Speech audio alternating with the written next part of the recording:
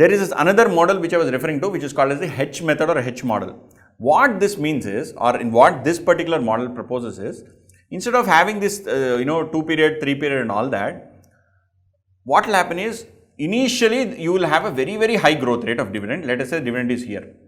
Slowly in a constant rate, the dividend growth will fall. Dividend will not fall. Please don't get confused. Let us say every year dividend is growing by 20%. It will slowly, dividend will grow by 18%. So first year, let us say dividend is 100. Next year it is 120. It has grown by 20. Next year, instead of growing by 20, if it were to grow by 20, we knew that, or we arrived at a number 144. 120 into 20% is 24. So 120 plus 24 is 144. Instead of growing to 144, it will grow 120 into 18%. 18% is how much? 18 ones are 18, 18 2s are 36, that is 21.6. That is, from 120, it will become 141.6 instead of becoming 144, which is, if it grew by 20% again, it will grow at a declining rate. So, from 20%, 18%, then 16%, 14%, 12%, then 10%. Then dividends will continue to stabilize at 10%. So let's say at this period dividend is 200 rupees. Argument's sake, after 5 years dividend is 200 rupees. From 200 it will grow by 10%, which is 220. Then it will go by another 10%, which will be 242. Right? Then it will go by another 10%, something. Okay? It will constant. So it will become constant. So the dividend growth, not the dividend per se, the dividend growth initially will be very high. Slowly it will become, come down in a very smooth, linear fashion. Slowly it will come down slowly, and then it will stabilize and it will become a standard number. 20 will come down gradually, right? That is what I mean by linear. Now, if you look at this, what you are seeing on screen here, if you look at this, green color shape, right? This green is basically your normal growth rate, and which is, denoted by GL. GL is lower end of the growth. And GS is supernormal growth rate. So the growth rate is coming from GS to GL slowly over a time period of T. The time period is T. Please remember this. Over a time period of T, this GS is coming down to GL, which is what I was also telling you. Slowly it is coming in a linear fashion. Okay. And after that, the GL, the growth rate of dividend is constant, which is what you are seeing. This green line is constant. The dividend is going at a constant rate. So, till the time period of T, the supernormal growth rate continues. So, and then what they have done is, based on this, they have arrived at the value of dividend for this yellow period, which is the supernormal growth rate differently, and for the normal growth period differently. They have computed the value of the dividend for this yellow part, which is the supernormal portion over and above, the normal growth. That is arrived at independently, and the normal portion is arrived at independently. See, one point you have to note is, the supernormal portion is from time period 0 to T only. Correct? Supernormal portion is from time period 0 to T, whereas the normal portion is from 0 till infinity. Right, it is split into two parts, normal portion, supernormal portion. The normal portion is from 0 to infinity, supernormal is above normal, only for the differential between normal and supernormal, that is the extra growth. That extra growth rate in dividend is from time period 0 till time period T. So, if you look at this, right, how is this formula computed? What is the area of, triangle? Half AB, right? So, dividend into half into AB. So, they have basically A and B are, length and breadth, right? What is the height of this particular triangle and what is the width of this triangle? Based on this, they have arrived at this number. So, GS minus GL is basically the height of this, triangle, right? And what is the width, or rather what is the base value of this triangle? Base value is T, right? So, T into the growth rate into dividend divided by K minus G, because they are bringing it to present value, or R minus G. Here it is R, they have used R as a formula, it is K minus G. So, D0 into half into GS minus GL divided by R minus GL. It is very simple. GS is from 0 to GS is the length of the supernormal growth. GS minus GL is the only supernormal period growth, right? Or the difference between the total supernormal growth minus normal growth. So that is GS minus GL divided by R minus GL, because you are bringing it to the present value, right? Then what is the area of this green color shaded area? It is normal, right? What is it? It is normal. D0 into 1 plus G, that is D1, where you assume that the normal growth rate of L. So D1 is D0 into 1 plus GL divided by K minus GL. That is R. In here, they've, instead of using K, they've used R minus GL. So if you look at R steady material also, right, they use the same word R. So P0 is equal to D0 into 1 plus Gn minus R minus Gn. Here, they've, instead of using the word L, GL, they've used Gn. So D0 into 1 plus Gn by R minus Gn. Look at here, D0 into 1 plus GL by R minus GL, which is for the normal period. And the supernormal period. What is it for supernormal period? D0 into H1. What is H1? In our formula, here if you see, they have used T by 2. Why? Area of a triangle is half AB, half into base into height.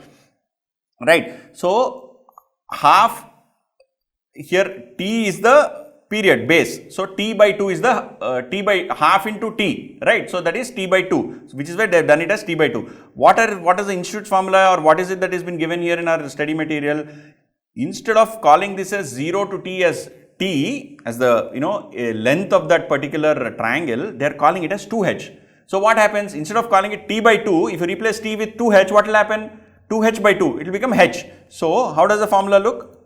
The formula changes as D0 into H, right, D0 into H, where H is half life of the growth period, into GC minus GN. What is GC minus GN? GC is initial high growth rate minus GN. GN is the normal growth rate divided by R minus GN. You are bringing that to the present value. So this is a very, very simple way of understanding this.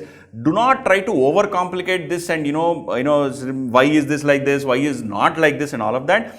If you remember this formula, it is more than sufficient. You may get 1 or 2 problems in this, but the fundamental reason, or rather the fundamental principle behind this formula is split into 2 parts. You have a supernormal growth period, you have a normal growth period. The supernormal growth period is in the form of a triangle. Only for that supernormal period you compute separately. For the normal period you compute separately. Whereas if you look at it, underlying principle is the supernormal period, slowly it comes down and then you have a constant growth. Right. So this is how this particular formula works. It's also, again, if you remember this formula, it is more than sufficient. If you are unable to remember the formula, think of this diagram. It will help you understand very, very well. So friends, we have not solved a question so far on H model. Let us solve that now. This is a question that is there as part of our notes. It is not there in study material or any of the past questions. It is something that we have created, and I have sourced it. I have used it from CFA material. I have used it from some famous authors, and I have created some questions after looking at those questions. Okay. So now let me read out the question. X Limited is evaluating PQR company which has been growing at annual rate of 15%. Achha, so it has been growing at 15 for last 5 years. So till last year, or rather till this year, grew at 15%. Here is the forecast of company's future dividend growth. Let me write down forecast of future dividend growth. So for year 2022, this is PQR Limited. Okay. For year 2022, it is 13.5%. 23, it is 12%. 24 is 10.5, 25 is 9%, 26 is 7.5%, and 27 is 6%, and 28 onwards is 6% only. Okay, so and 2021, because they said till for last 5 years, so till 2021 it grew at 15%. Then what are they saying? After considerable study, she has decided to use the following information in her valuation as at end of 21. So we are trying to value at the end of this period. Okay. And what is the data that they have given? They have given beta is equal to 1.2, dividend for 21, that is D0, 2021 is rupees 5, then RF is 4% and risk premium is 6%. Now friends, why have they given this data? What is the use of this data? See, the thing is, in any kind of dividend discount model, what is denominator? KE minus G, correct? KE minus G. So you need to compute KE. Have they given KE elsewhere? No. The next line after giving this data is what is the value of PQR stock? That's all. So they are asking us PQR P0 is equal to question mark. So how do you find it out? You need to find out KE, no? Only then you can use the denominator. So first, let me write down what is H model formula. Also please note, in this particular problem, first it is growing at 15%, then slowly it is falling like this, and then it is growing at 6%. Okay. And this is 2021. We are trying to find out, the value here. We are trying to find out the value at this, for this, because till here everything is already done.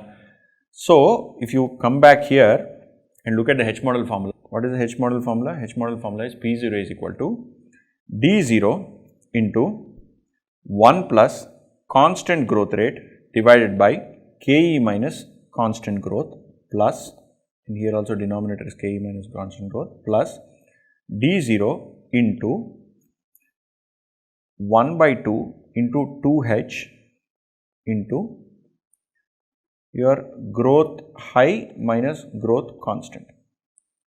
If not visible, I will just slightly simplify it. Growth high minus growth constant. Okay. And what is 2H? 2H is the time period. So these two get cancelled and it becomes H. So H is your actual time period by 2. Okay. So if you were to substitute in this, you need this data.